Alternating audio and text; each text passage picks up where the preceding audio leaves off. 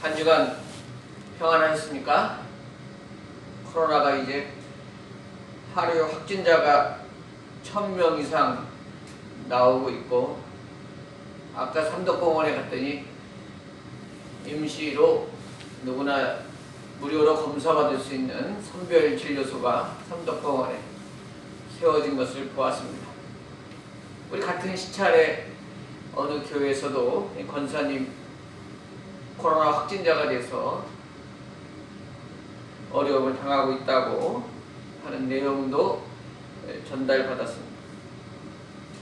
여하튼 지금 코로나가 아주 우리 가까이 왔는 그런 시기를 지나고 있고, 이 연말 연시에 잘 넘겨서 우리 이른 봄에 또 백신과 치료제가 나오고, 우리 성도님들 한 사람도 한 가정도 코로나 감염되지 않고 다 건강한 모습으로 다시 배웠기를 소망합니다.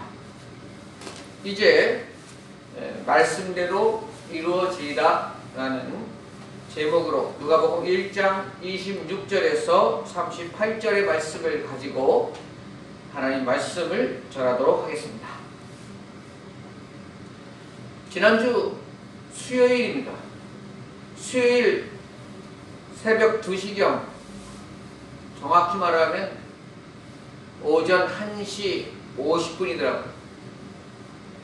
물론 그 시간에 저는 잠을 자고 있었습니다. 평일에 제가 보통 일어나는 시간은 오전 4시 50분에 알람이 울립니다. 그러면 알람 울리고 준비하고 새벽기도 가면 딱 맞는 시간이 되는 것입니다. 그래서 저는 카톡이 몇 번 울리는 소리를 듣고 알람이 울린 줄 알았습니다. 자다가 깨어날 시간인 줄 알았습니다. 그런데 핸드폰을 보니까 오전 1시 50분이더라고요. 무슨 일인가 봤더니 이 노예의 은퇴를 1, 2년 앞둔 원로에 속하는 목사님이 우리 안양노에 속해 있는 목사회 117명이 카톡에 묶여있는 그곳에 새벽 1시 50분에 대여섯 번의 카톡을 보낸 겁니다. 그 내용을 보았습니다. 그날 저녁이 자기 생일이었던 겁니다. 자식들과 손주들까지 생일 파티하는 동영상도 올리고, 뭐 이렇게 가슴이 뿌듯하다는 내용도 올리고, 주로 다 자기 생일에 축하한 행사를 새벽 1시 50분에, 그것도 120명 가까이 목사님들이 주무시고 있는 그 시간에 카톡을 연달아 올린 것입니다. 저는 참 어이가 없었습니다. 아니, 이 시간에 또 이런 내용을 목사님들이 이렇게 많이 잠자고 있는 이 시간에 지금 이걸 올려야 될, 이 올리고 있는 이분은 도대체 무슨 생각을 하고 있는 걸까? 한 번이라도 다른 분들이 지금 자고 있다는 그런 생각은 못하고 있는 걸까? 그 조금 있다가 보니까 한 반 정도, 60명 정도가 봤습니다. 어쩌면 그 새벽 2시 다 돼가지고 많은 사람들이 깨났는지 모르겠습니다. 그래 다시 기분은 좋지 않지만 아직 2시간, 3시간 가까이 남았으니 다시 자야 되겠다. 그러다가 이렇게 핸드폰 킨 결에 인터넷 눈이 가서 그날 뉴스를, 지난 저녁 뉴스를 이렇게 보니까 어느 목사님 이야기가 나오는데 눌러봤더니 경기도 어느 목사님이 20년 이상 어린 초등학생들을 데리고 가택연금 하다시피 생활하고 그들을 보호한다는 명목하에 수많은 어린아이들 성폭행하고 그것도 모자라서 동영상을 촬영하고 함께 보고 그런 짓을 해왔고, 어젯밤에 이제 그 초등학생들 세례명이 20대가 돼서 자기들이 보복이 두렵지만 그래도 이것을 끌어야 된다는 그런 생각으로 신고해서 경찰들이 들이닥치는 현장을 급습하는 그런 내용을 보게 된 것입니다. 그 내용까지 보고 나서 잠이 확 달아났습니다. 참으로 슬펐습니다. 이 코로나 시기에 전방지에도 사랑제일교회 같은 곳에 목회자를 통해서, 교회를 통해서 얼마나 우리 국민들의 마음을 상하고 어지럽게 했던가. 지금도 전국 곳곳에서 방역지침을 따르지 않고 어떤 교회는 주중에 10월서부터 지금까지 계속해서 밤마다 부흥 집회를 하는 교회는 또 무엇인가? 코로나가 이렇게 하루에 1000명이 발생하는 이 시점에 어떤 선교 단체에서는 500명이 함께 모여 1박 2일로 집회하다가 확진자가 나왔다는데, 그러면 또 이 사태를 우리 국민들은 어떻게 이해할 것인가? 이 세상에 우리 교회와 우리 목회자와 정말 하나님 앞에 부끄러운 생각이 들고, 어쩌다가 교회가 이 사회에서 이 지경까지 이르게 되었는가. 도저히 가슴이 답답하고 마음이 아파서 다시 잘 수가 없었습니다. 하나님께서 물으시는 것 같고 하나님의 마음이 느껴져서 잠을 잘 수가 없었습니다.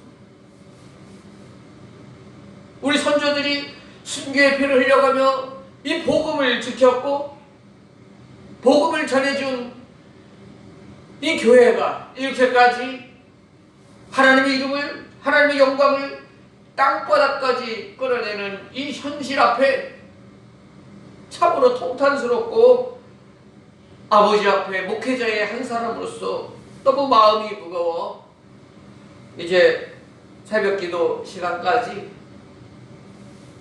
기도할 수밖에 없었습니다. 저라도 하나님 앞에 회개하지 않으면 안 되는 그런 마음이 들었습니다. 여러분, 우리는 지금 오늘 이 땅에 오신 성탄절, 기다리는 대강절 마지막 주, 네 번째 주를 보내고 있습니다. 또 코로나가 한 하루에 1000명 이상 나오는 아주 중대한 3차 대유행 기간에 서 있기도 한 것입니다. 이 코로나가 전 세계에 퍼진 이유는 여러 가지 이유가 있을 것입니다. 한두 가지가 아닐 것입니다. 그런데 분명하게 느껴지고 깨달아지는 한 가지는 이 코로나가 우리 인간의 탐욕으로부터 기인했다 하는 것을 떨쳐버릴 수가 없는 것입니다.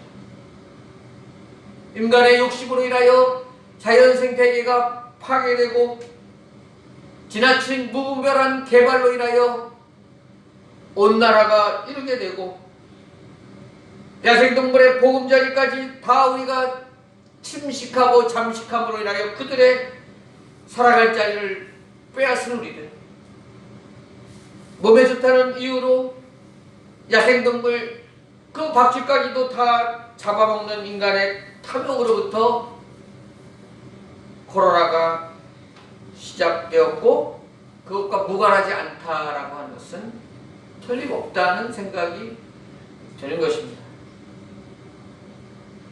하나님께서는 전 세상에 이 코로나를 일으키시어 어떻게 진행시키시고 이 세상을 어떻게 이끌어 나갈지는 우리는 정확히 그 누구도 모릅니다.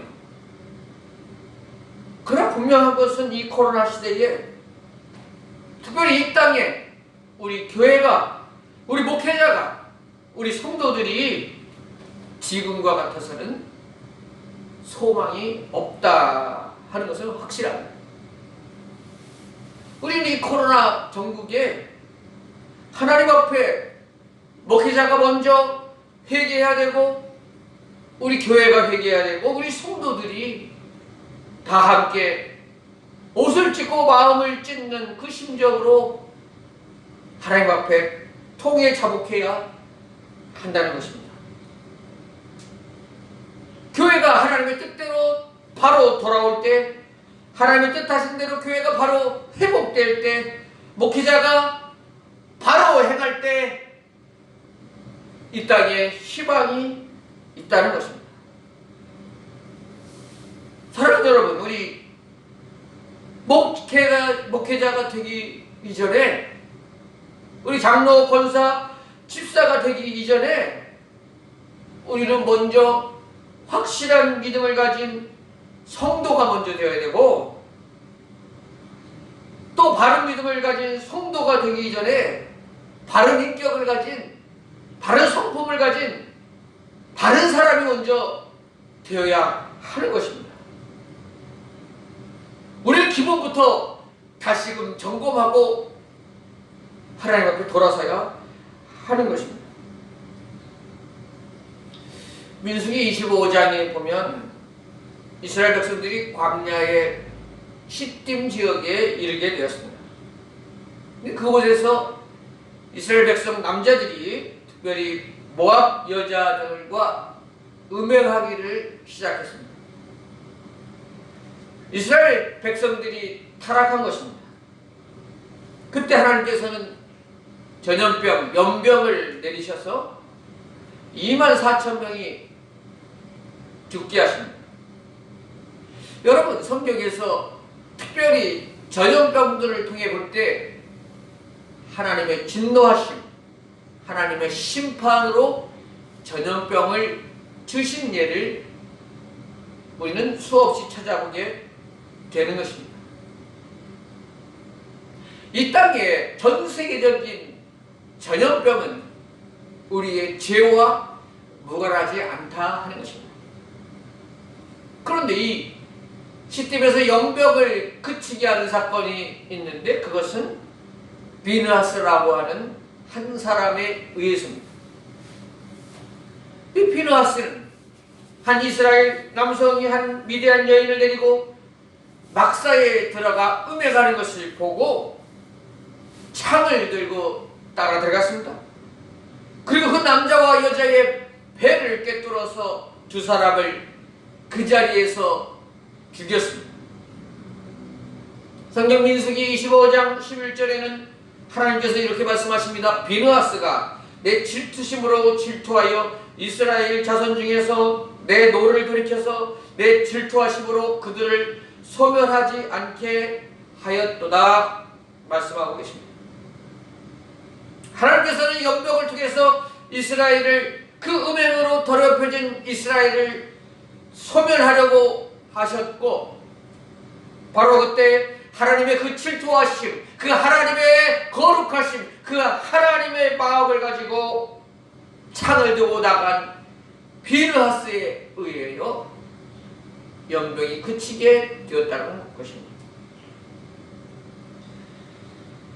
이 시대에 이 비느하스 같은 하나님의 사람들이 부단히 일어나야 하는 것입니다. 하나님께서는 이 교회에 비느하스와 같은 하나님의 정의 창을 들고 하나님 뜻대로 살려고 하는, 하나님 앞에 두 손을 들고 나오는 하나님의 백성들을 찾고 계시다고 있습니다. 우리는 지금 이 코로나를 끝날 날을 기대하며 언제나 백신이 우리에게까지 돌아올까? 내년 초에는 치료제가 완성되면 코로나가 끝나겠지. 이런 기대를 가지고 살아가고 있습니다.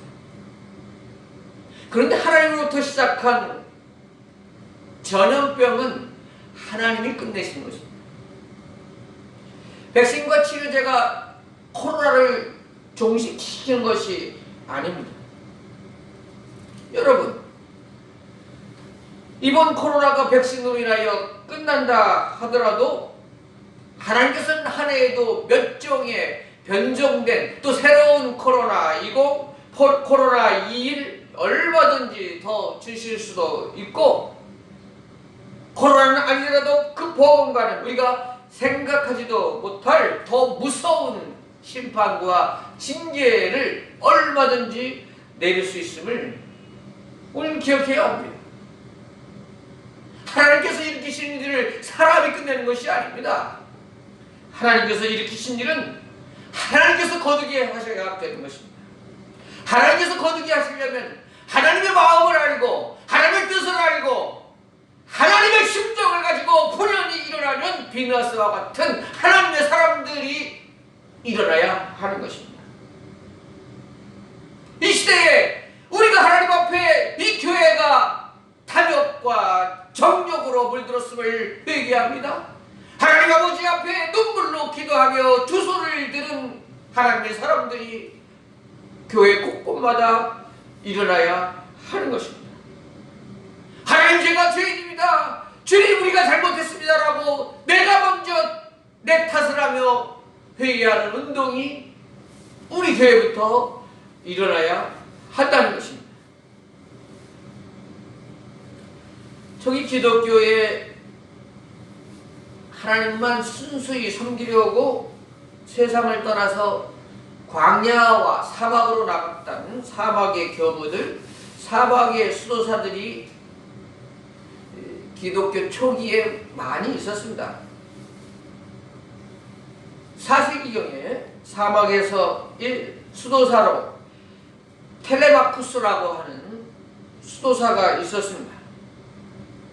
사막에서 경건하게 기도하며 수도하는 그 은둔지에 하나님이 말씀하십니다.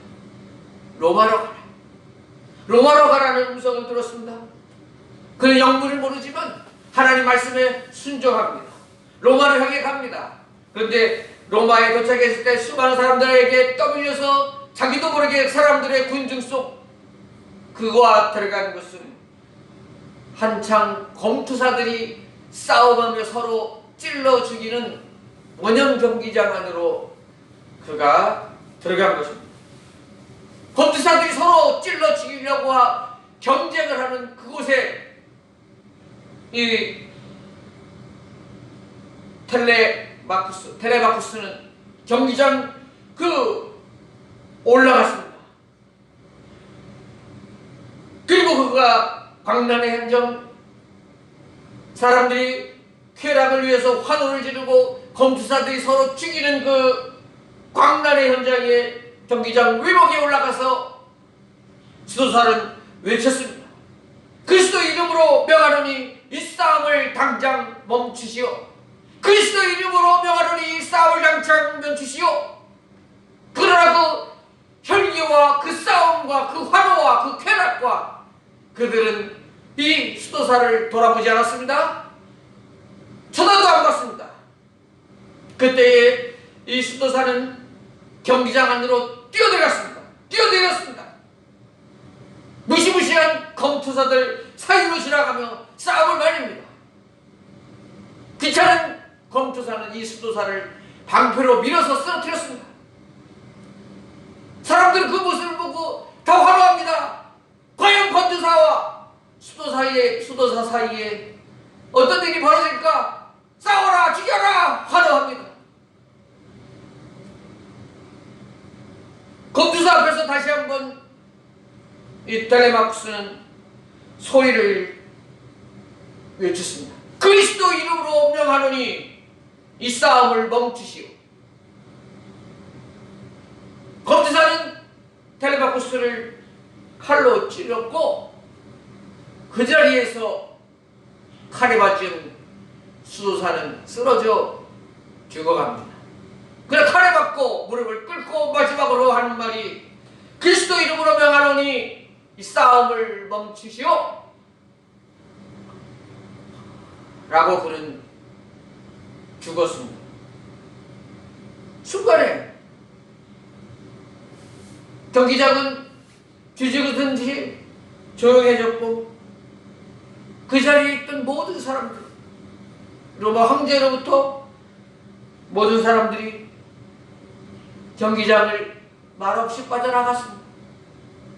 그리고 그 이후로 로마에서는 경기장에서 검투사들의 이 살육이, 시합이 완전히 끝나는 시간이 되었다는 것입니다. 하나님의 사람으로 예수 그리스도의 이름으로 검투 경기는 끝나게 되는 것입니다. 사랑하는 여러분, 다시 한번 말씀을 드립니다. 이 코로나 재앙을 진정 막을 사람은 누구입니까? 하나님께서 이 코로나 전국에 누구를 찾고 계십니까? 누구를 기대하고 계십니까? 누가 움직이기를 원하십니까? 하나님의 사람들입니다. 데레마카스 같은 하나님의 사람들, 비누아스 같은 하나님의 사람들, 대령제교회 그 하나님의 사람들이 두 손을 들고 부연히 예수 그리스도의 이름으로 일어나기를 원하신다는 것입니다. 회개하는 심령으로 하나님 앞에 울부짖으며 이 땅을 고쳐달라고, 우리에게 자비를 베풀어달라고, 우리를 불쌍히 여겨달라고 두 손 들고 하나님 앞에 간절히 기도하고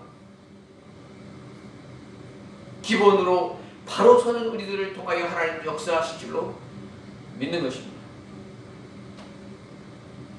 자, 오늘 본문 말씀 앞서 말씀드렸듯이 우리는 대강절 마지막 주일을 맞으며 예수님을 잉태하고 예수님이 이 땅에 오심을 예비하였던 요셉과 마리아에 대해서 잠시 살펴보도록 하겠습니다. 오늘 마리아는 가브리엘 천사가 잉태하여 아들을 낳을 것이라 하는 말씀을 듣게 됩니다. 마리아는 동정녀입니다.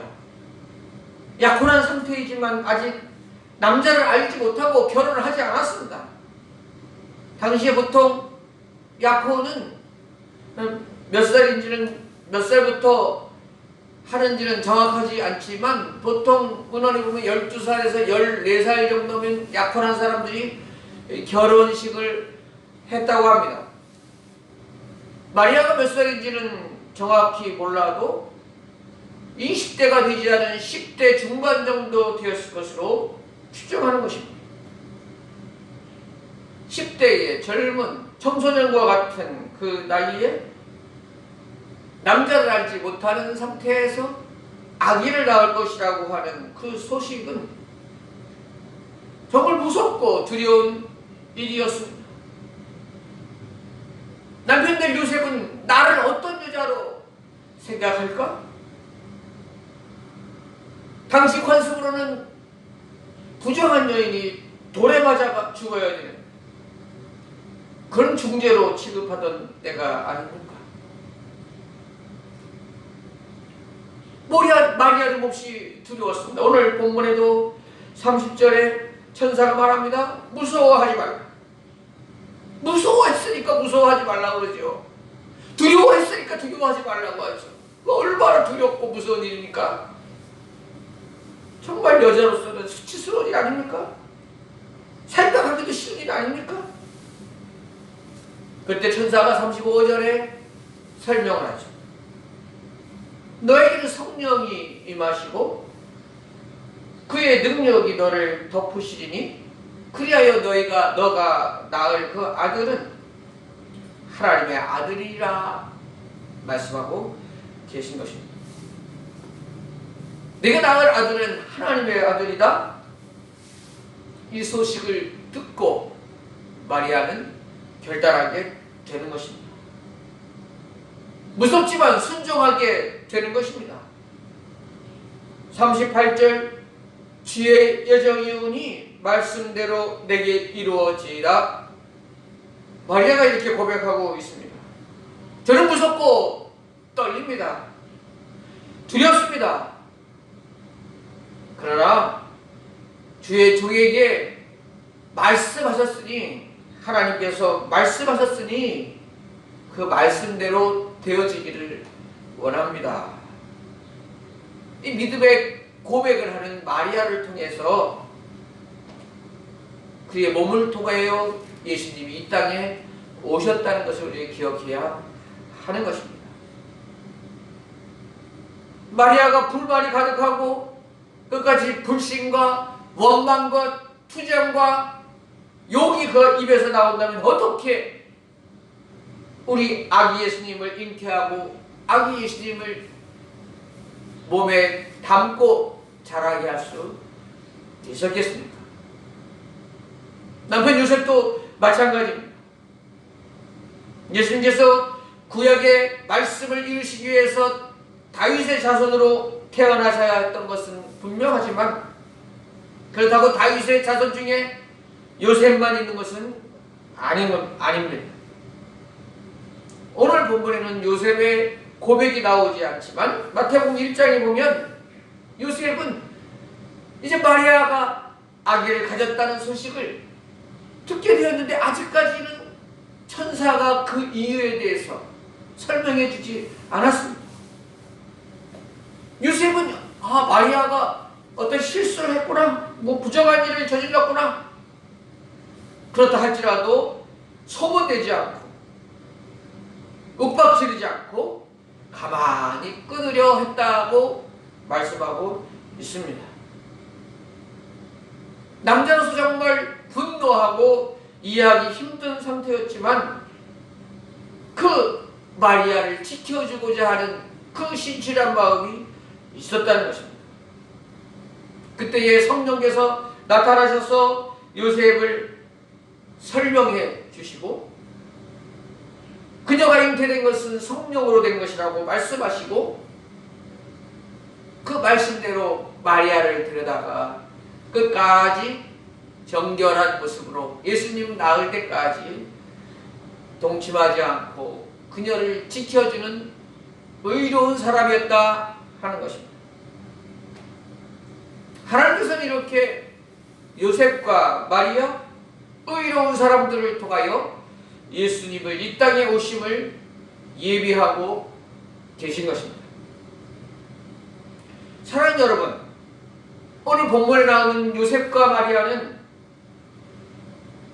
자신들을 주님을 위해서 희생할 줄 아는 사람이었다는 것입니다. 또 제가 앞서 말씀드린 비느하스와 수도사 텔레마쿠스도 이 모두가 다 공통된 점은 주님을 위해 희생할 줄 아는 사람들이었다 하는 것입니다.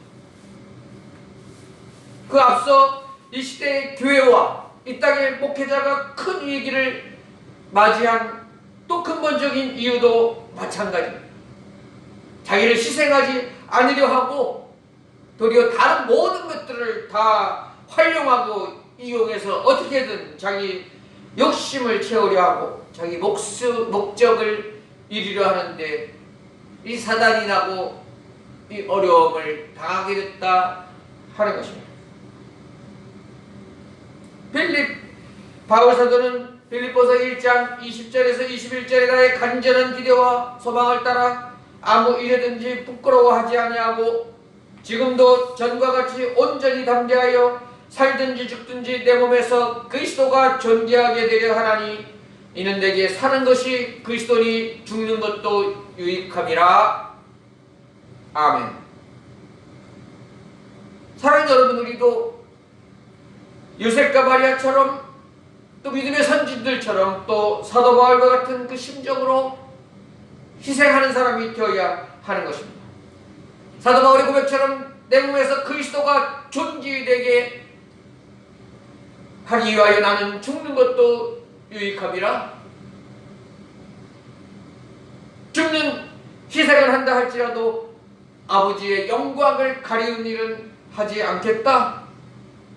이런 결단이 우리에게 있어야 하는 것입니다.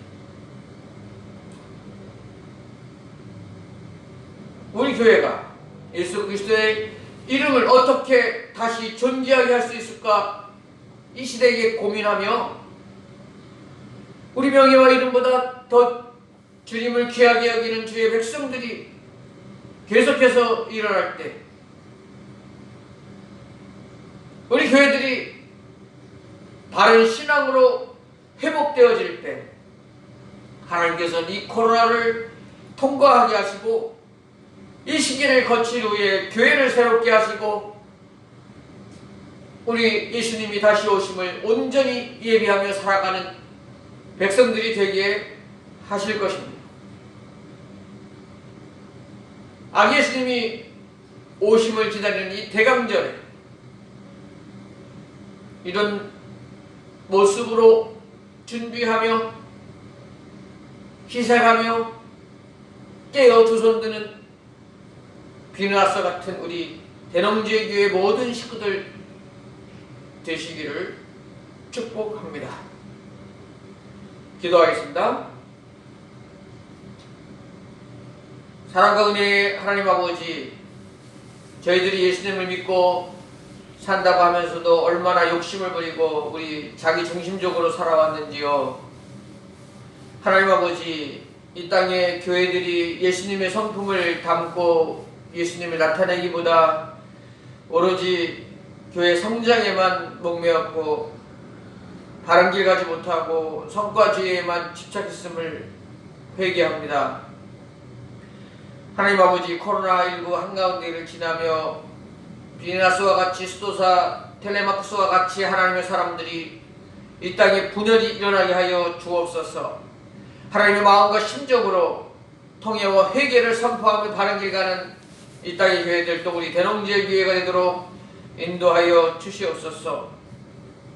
하나님 아버지, 저희들도 우리들이 단지 잘 되기 위해서 신앙을 갖고 사는 것이 아니라 주 예수 그리스도를 위하여 참으로 희생할 줄 아는 사람, 바른 인격과 바른 성품과 바른 신앙의 사람들 교회가 되도록 인도하여 주시기를 원합니다. 진도 중에라도 긍휼을 베푸시는 주님, 코로나로 인하여 성탄절과 성구영신 예배 또 한 해의 마무리와 시작 등 모든 일정들이 멈추어서고 모든 국민들이 생업에 고통당하는 이 시대가 속히 벗어날 수 있도록 이 전염병을 주님의 손으로 거두어 주시옵소서. 이 기회를 통하여 새로워지는 성도, 새로워지는 교회, 새로워지는 나라가 되게 하여